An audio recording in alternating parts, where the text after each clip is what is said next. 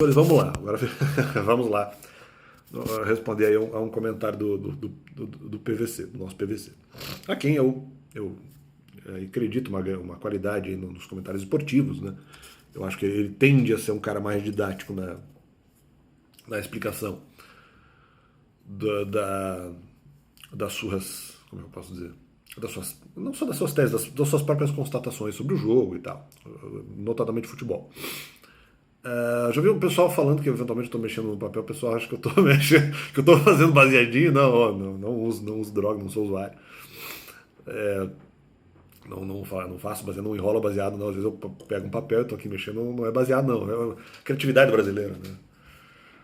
Tem que lidar com isso, mas é errado, né? Não é só eu que tenho que lidar com isso, as pessoas têm que ter noção de que não é pra ficar especulando.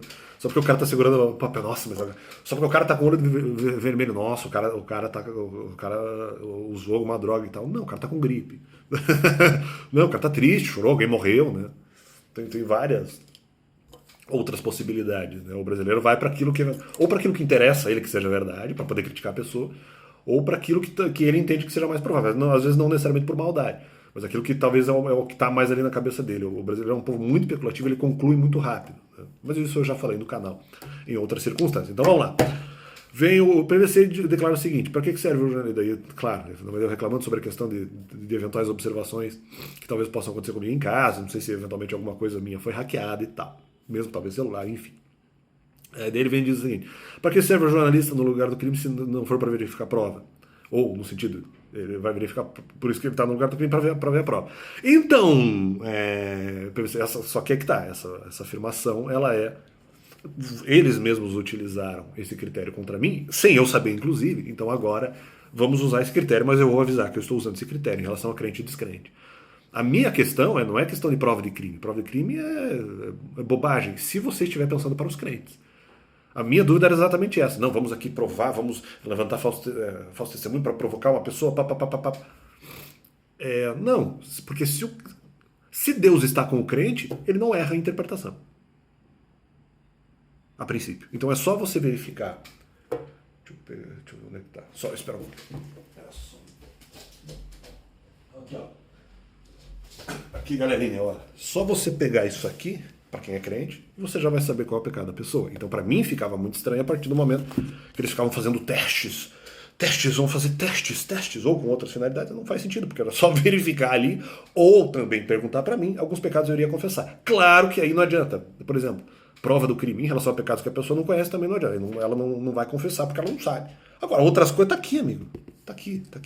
Para que serve o jornalismo no local do crime? Para quê? Se eventualmente o jornalismo não é necessário no contexto de igreja. Para quê? Para quê? No contexto do crente. Para quê? Então não venha com essa.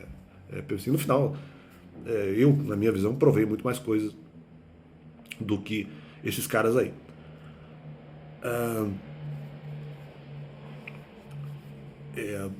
Aliás, eu acho, inclusive, que não provaram nada contra mim. Em algumas situações em que há uma semelhança de prova, mas depois eu também dou outras explicações, enfim, independente. Vamos lá. Porque eles podem ter alguma prova, mas eu posso ter uma contraprova. Ou em relação a coisas que eu sei que são verdades. Mas independente, mesmo que eu não tenha prova, eu só tenho ali eu tenho o conhecimento da palavra que eventualmente desdiz o que as outras pessoas dizem a meu respeito. Mas isso também não vem ao caso. Em relação a crente, é outro universo. É outro universo de se tratar com o tema. Porque se a pessoa falou, ou se eventualmente o crente viu pela palavra qual eventualmente era um pecado específico, não precisa de jornalista no local da prova, num contexto crente. Então isso aí é inútil. Eventualmente quando fui criticado em igreja, você mesmo no final está incriminando os caras, porque não precisaria toda uma sucessividade, houvesse, né, uma presença mais próxima de Deus. Apenas isso. Esse é o fato. Isso é indiscutível. Agora, a grande questão do contexto descrente. Ok, eu posso até admitir que pode haver jornalistas no local da prova. Não sei se o PVC está falando sobre isso, mas independente. Estou me apropriando disso e aplicando sobre a minha situação. Veja bem, jornalista no local da prova, ok, agora eu até aceito com um pouco mais de naturalidade. Uma vez que nós estamos aqui no YouTube, por exemplo, falando também para pessoas descrentes. Ok, respeito isso. Agora, Que jornalismo responsável é esse que você eventualmente vai, vamos dizer, ter contato com as provas, mas eventualmente não vai ter contato com o acusado? Então, se eventualmente eu sou acusado de muita coisa pela mídia, como que eventualmente eu não sou indagado sobre várias coisas? Até porque algumas dessas coisas eu poderia só perceber depois. Então, na verdade, de repente, uma acusação que em algum momento foi feita que de repente eu nem vi, eu só vou responder meses depois, ou talvez nem responda, ou do jeito que eu vi, de repente, se eu fosse indagado, eu teria uma resposta, vamos supor, mais rápida, porque de repente, apenas por saber da acusação, de repente pensando sobre ela, eu só vou de repente buscar ter uma resposta meses depois. Ou de repente de uma pergunta que não ficou exatamente clara, ou de uma acusação que não ficou exatamente clara sobre o que significa. Então aí que tá.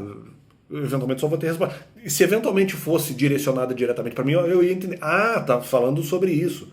Então era uma acusação para mim. Ah, não, daí eu posso eventualmente bolar uma resposta. Se eu não perceber, por exemplo, que foi para mim, fica mais difícil responder, eu só vou perceber meses depois. Ou mesmo, realmente, só uma coisa que pode ser contra mim, uma coisa doutrinária, eu só vou descobrir uma resposta meses depois, que de repente é uma coisa que poderia ser perguntada mais diretamente para ficar mais claro qual era a questão. Como que o jornalista é importante que esteja no local da prova, ou que saiba de alguma forma em loco o que aconteceu? Como isso pode acontecer, PVC? No meu caso específico, se eventualmente eu não sou indagado sobre nada. Então eu não entendo isso como um jornalismo responsável, se eventualmente buscar provas e não ter nenhuma entrevista com o acusado. Isso não tem nenhum sentido. Claro que no final tem muitos vídeos aqui no YouTube, mas em outras questões que não são claras, as pessoas de repente podem inclusive quem me acusa pode interpretar que é prova, mas eu teria uma responsabilidade de uma coisa que eu achei que não precisaria falar. Então quer dizer, ou que eu não percebi. Então ou de uma acusação que eu não percebi também. Então, quer dizer, esse jornalismo não é responsável. Se o acusado não tem como se manifestar, tem que mostrar mais de um lado da história. Eu não posso mostrar todos os lados da história porque eu também não conheço. E nem preciso, né? Eu vou falar aqui mais realmente do meu lado, que eu entendo também ser mais verdadeiro. Se bem que eu falei muita coisa do que os outros falaram também. Então, posso não ter feito isso o tempo inteiro. Mas eu não tenho obrigação com o jornalismo de mostrar os dois lados. Eu tenho a obrigação de me defender, de acordo com aquilo que eu entendo ser verdade. Essa é a minha obrigação. Né? Minha obrigação é expor a verdade e a minha interpretação. Minha obrigação não é expor uma interpretação que eu não conheço, porque eu não tenho a obrigação de investigar. Eles têm a obrigação de investigar uma vez que estão me acusando. O ônus é de quem acusa, mas não só por isso. O jornalista que não acusa tem que analisar todos os lados. Como é que eu não fui entrevistado? Mas aí vamos estar dando palco. Isso é ridículo, cara. Isso é ridículo. Vai estar dando palco, mas se você não dá palco, é injusto. Essa é a verdade. Essa é a verdade. E no fundo aqui no YouTube, como eu falei, o palco não é suficiente, porque eu não sei tudo o que está acontecendo. Tem acusações que eu descubro meses depois, tem argumentos que eu descubro meses depois, e tem outros argumentos que eu descubro a resposta meses depois. Quer dizer, isso aí não tem nada a ver, cara. Ridículo. Então, no meu caso, em relação aos crentes, havia outros métodos muito mais eficientes do que os falsos testemunhos que eventualmente eu recebi na minha vida. Mas muito mais eficientes. Para o crente. Para o descrente, eu entendo que tem que haver, talvez, com probabilidade, vamos dizer, entre aspas, um pouco maior. Mas, entre aspas, vou ver para crer. Né? Eu entendo isso. Agora, isso tem que ser feito de uma maneira mais minuciosa. Não adianta simplesmente, não, vamos ver aqui. Não, isso aí não adianta. O acusado, qualquer pessoa acusada não pode falar nada. Quer dizer, isso é ridículo. Então, eu não concordo aí com essa fala de PVC mas aí que tá. E mesmo que a pessoa seja... Porque depois não adianta ver assim, não, daí vai colocar um monte de gente ali para de repente confundir o cara. Não, se fosse uma coisa, vamos dizer, ao vivo. Não. Tem que ser tudo com mansidão. O que aconteceu nessa situação? Aconteceu isso. Tudo tem que ser feito com calma e mansidão. Inclusive, não, acho que eu vou deixar isso para outro vídeo, já vou responder talvez outro. Mas por enquanto fica isso aí. Se eventualmente a pessoa acusada for interrogada, isso tem que ser feito com muita tranquilidade e muita mansidão. Não adianta chegar. Aí vai fazer de várias formas para que a situação não fique mansa e o cara vai se estrepar. Não, tem que ser uma coisa tranquila, uma coisa compassada. Então é isso aí. Valeu. Então, esses complementos aí no que se refere ao comentário de PVC. Valeu.